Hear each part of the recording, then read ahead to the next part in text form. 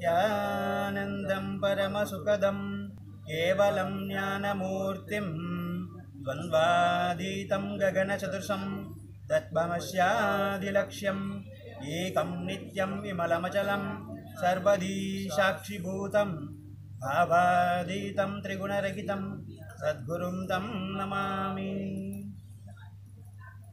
नित्यानन्दं अडियं श्री आनंद काशीश्वर नित्यानंद पीठम बेंगलूर आदीनத்தில் ஆதீனவாசியாக வசித்து வருகின்றோம். என் பேர் ஸ்ரீ ஆனந்த குருநாதன். நானும் ஆதீனவாசியாக தான் இங்கே விடுதியில் வசித்து வருகிறேன். என்னென்னா ஆலயத்துடைய மகிமையை பற்றி ஒரு சில வார்த்தைகள் உங்கள் கூட பகிர்ந்துக்கலாம். என்னென்னு பார்த்தீங்களா ஐயா, இப்போ ரீசெண்டாக நம்மளுக்கு படம் பார்க்குற பழக்கம் கிடையாது, சினிமா பார்க்குற பழக்கம் கிடையாது. அதனால் நம்ம பார்க்குறது இல்லை. ஃபேஸ்புக், வாட்ஸ்அப், ட்விட்டர் இதெல்லாம் பார்த்திங்கன்னா ரீசெண்டாக மெர்சலுங்கிற படத்தில் நம்ம விஜய் தம்பி ஆலயம் கட்டுவதற்கு பதிலாக ஆஸ்பத்திரி கட்டலான்னு சொல்லியிருக்காரு அப்படின்னு சொல்லி விமர்சனங்கள் வருது. நான் படத்தை பார்க்கல, பட் என்னென்னா அதனுடைய விமர்சனங்கள்லாம் பார்க்கும்போது ஆலயம் கட்டுவதற்கு பதிலாக ஆஸ்பத்திரி கட்டலான்னு சொல்லியிருக்காரு. ஏன் அவர் சர்ச்சு கட்டுறதுக்கு பதிலாக ஆஸ்பத்திரி கட்டலான்னு சொல்லியிருக்கலாம், மசூதி கட்டுறதுக்கு பதிலாக ஆஸ்பத்திரி கட்டலான்னு சொல்லியிருக்கலாம். ஆனால் ஹிந்துத்துவத்து மேலே தான் தாக்குறதா, அதை அழிக்கிறதா நோக்கமாகவே செயல்படுறாங்க. ஏன்னா அதில் தான் அவங்க எதிர்த்து பேச மாட்டாங்க அப்படிங்கிற ஒரு நம்பிக்கை.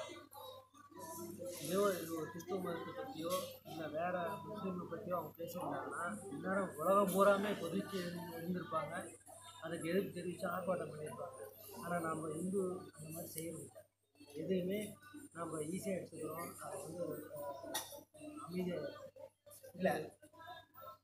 ஆக்சுவலி ஆலயம் அப்படின்னா அதனுடைய மகத்துவம் தெரியல அவருக்கு. நம்ம விஜய் தம்பி ஏன்னா அவர் குறிப்பிட்ட அவரை மட்டும் தாக்கணுங்கிறது நோக்கம் கிடையாது. விஜய் தம்பியாக இருந்தாலும் சரி, டைரக்டர் அண்ணனாக இருந்தாலும் சரி, ப்ரொடியூசர் அப்பனாக இருந்தாலும் சரி, அவங்கள தாக்குறது நம்ம நோக்கம் கிடையாது. நம்முடைய வாழ்க்கை முறை, வாழ்க்கையின் ஆதாரமாக விளங்கக்கூடிய ஆலயத்தையே இவங்க தொடரணும்னு கேட்குறேன்.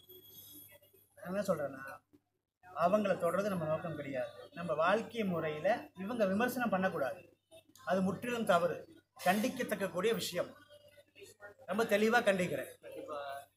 ஏன் கண்டனம் செய்ய ஆகும், எதிர்ப்பு தெரிவிக்கிறது கண்டிப்பாக நம்ம செஞ்சால் தான் அவங்களுக்கு அது உரைக்கும்.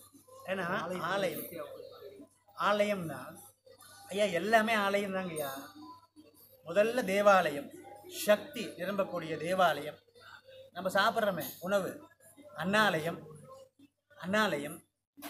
வித்யாலயம், வைத்தியாலயம். ஐயா ஆலயம் வந்து வைத்தியத்துக்காக இருக்கிறதுக்குள்ளேயே. ஆஸ்பத்திரி அப்படிங்கிறது இப்போ அலோபதி வந்ததுக்கப்புறம் ஆஸ்பத்திரி. நம்முடைய முன்னோர்கள் ஆலயத்தை மனிதனுடைய தேவைக்காக தான் வச்சுருக்காங்க. அதிலேயே ஒரு பாகம் வைத்தியாலயம். அதனுடைய விளக்கம் தெரியலன்னு நினைக்கிறவர். ஆலயம் உடம்பே ஒரு ஆலயம். ஆமாம். மதுரை மீனாட்சி மருத்துவச்சி, கர்ப்பரட்சிகாம்பை ஆலயம். ஒவ்வொரு ஆலயங்களும் எடுத்து பார்த்தீங்கன்னா மருத்துவ குணம் வாய்ந்தது. ஒவ்வொரு ஆலயத்துக்கு போகிறோம், சிவன் ஆலயத்துக்கு போகிறோம், வில்வம் கொடுப்பாங்க. என்ன பாடி ஓவர் ஹீட் ஆகிருந்தால் பிபி வராது, பிளட் ப்ரெஷர் அதிகமாக இருந்தால் வில்வம் டெய்லி ஒரு வில்வம் சாப்பிட்டா பிபி நார்மலுக்கு வரும். விஷ்ணு ஆலயத்துக்கு போனால் துளசி தண்ணி குடிக்கும்போது நம்ம கபம்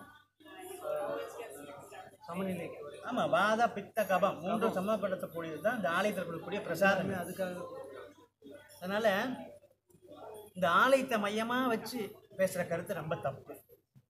தொடர்ந்து பேசுகிறோம். ஏன்னா ஆலயத்துடைய மகிமைகள் சொல்லப்போனால் சொல்லிக்கிட்டே போயிட்டுருக்கோம். ஆனால் இந்த கருத்தை நாங்கள் கண்டிக்கிறோம். ஆலயத்துடைய மகிமை மிகப்பெரிய மகிமை, சொன்னால் புரியாது. அதனால் இந்த மாதிரி கருத்து சார்ந்து மக்கள்கிட்ட பரப்ப வேண்டாம் அப்படிங்கிறத மிக தாழ்மையுடன் உங்களுக்கு தெரிவித்துக் கொள்கிறோம். தொடர்ந்து ஒவ்வொரு வீடியோலையும் ஆலயத்துடைய மகிமையை பற்றி நம்ம சொல்கிறோம். என்னங்கய்யா?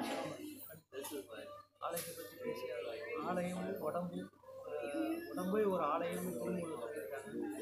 அதையும் நம்ம கோயிலும் உடம்பும் உயிரோடு வந்து நுழைவாங்க. அதுலேயும் கோயில் மக்கள் நம்ம முன்னோர்கள் கோயில் டெய்லி ஆலயம் தொடர்ந்து சாலம் என்று பழமொழியை அதை நம்ம அவ்வளோ ஒரு நல்ல விஷயம். நம்ம உடம்போட சமநிலை அதை தொடர்புடைய ஆலயம் செல்வது நம்ம உடம்பும் சமநிலைக்கு வரக்கூடிய அதுதான் அவங்க அது மாதிரி அவங்க அதை அமைப்பு ஆலயத்தை அதனால் கண்டிப்பாக ஆலயம் பாதுகாக்கப்பட வேண்டும், அது மரியாதைப்பட வேண்டும். அதை நாம் இழிவுபடுத்த அனுமதிக்கக்கூடாது. ஆஸ்பத்திரி கட்டுறது தப்பு இல்லை. இந்த ஆதி காலத்தில் வைத்தியங்கிறதே ஆலயத்தில் தான் நடந்துட்டு இருக்கு. ஆலயம் இருந்தால் நோயே வராது. கோயிலுக்கு போகிறவங்களுக்கு அதனுடைய மகிமை தெரியும். இந்துத்துடைய மெயின் ஆதாரமே ஆலயம்தான். அதில் என்ன இல்லை அது கட்டுறதுக்கு பதிலாக இதை கட்டலாம் அப்படின்னு சொல்லியிருக்காங்க. எத்தனை ஹாஸ்பிட்டல் பழைய ஹாஸ்பிட்டல் நிலைச்சிருக்கு, எத்தனை ஆயிரக்கணக்கான வருஷமாக கட்டிக்கிற ஆலயம் நிலைச்சிருக்கு. எல்லாம் மருத்துவ குணம் வாய்ந்தது. ஆலயங்கள் என்பது நம்ம ஆஸ்பத்திரிக்கு போகாமல் இருக்க தான் ஆலயம். இதுதான் உண்மை. இந்த உண்மையை புரிஞ்சுட்டு எல்லாரும் எனக்கு வணங்கி கேட்டுக்கொள்கிறோம். கண்டிப்பாக தொடர்ந்து ஆலயத்தோட மகிமைகளை தொடர்ந்து ஆலயத்துடைய மகிமைகளை சொல்லிக்கிட்டே வரோம். ஆனால் முற்றிலும் கண்டிக்கின்றோம். ஆலயம் கட்டுவதற்கு பதிலாக ஆஸ்பத்திரி கட்டலாம் அப்படிங்கிற கருத்தை பரப்புறதை முற்றிலும் கண்டிக்கிறோம். நன்றி. மீண்டும் உங்களுடன் தொடர்பு கொள்கிறோம். தியானம்.